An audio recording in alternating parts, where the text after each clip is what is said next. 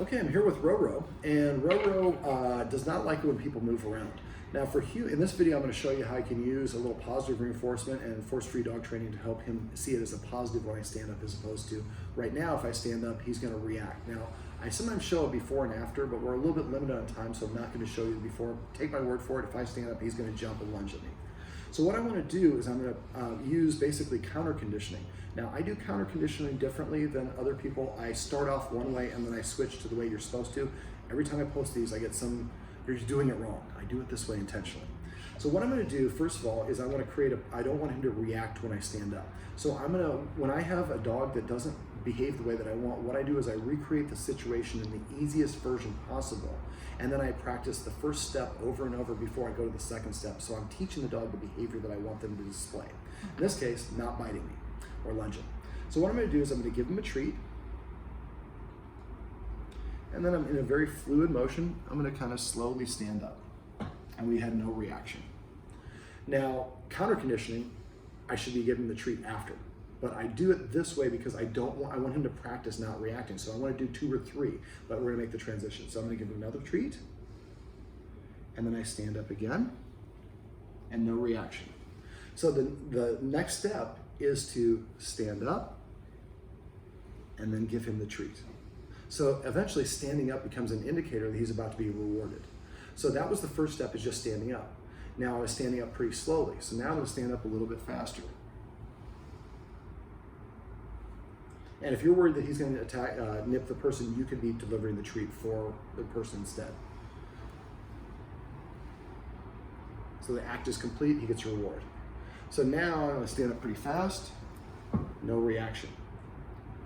Kind of wish I would have done that before, but that's all right. So now I'm going to make it a little bit harder.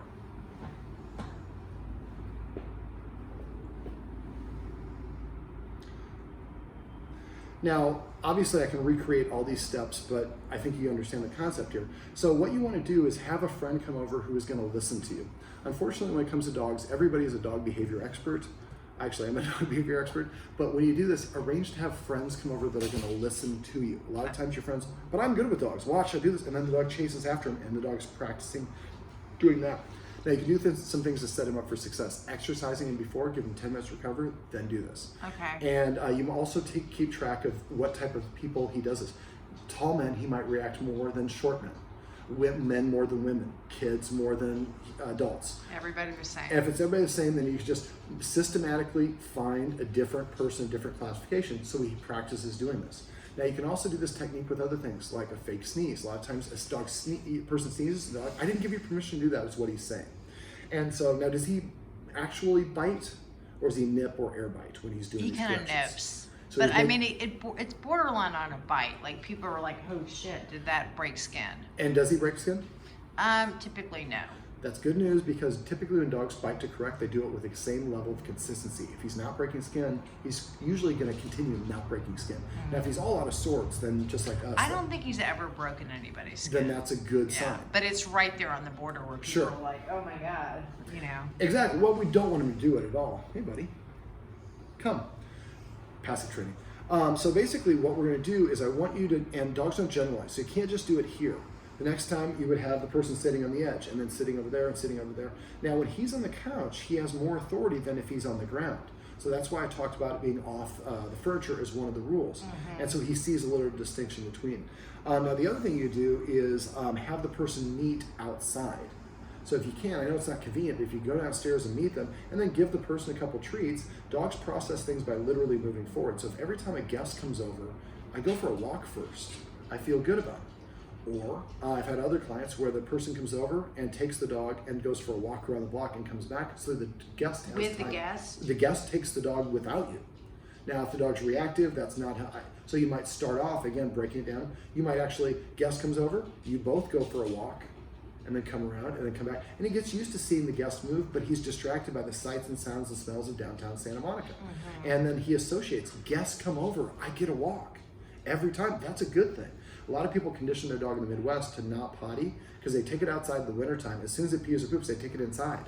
But I was like, so I'm punished. I want to stay outside longer. True. So why tell people when your dog pees or poops, then take it for a walk. So if you, it's not just this. So if it's sneezing, same sort of thing. So I would give the dog a treat and go, achoo. And then give it a dog, achoo. And then, achoo. I mean, he looks so happy right now. Well, we used positive reinforcement. I've been here over 2 hours, and I haven't tried to pet him once. I've given him a lot of treats. I've respected his space. I mean, seriously, you should see his face. He's like... nice and relaxed. Yeah. But again, a lot of us, we think, I'm going to pet the dog to make the dog my friend. I'm going to engage. I ignored him. I gave him a couple bully sticks, and we gave him his space, and he relaxed. Often, what we don't do shows our character more than what we tell people.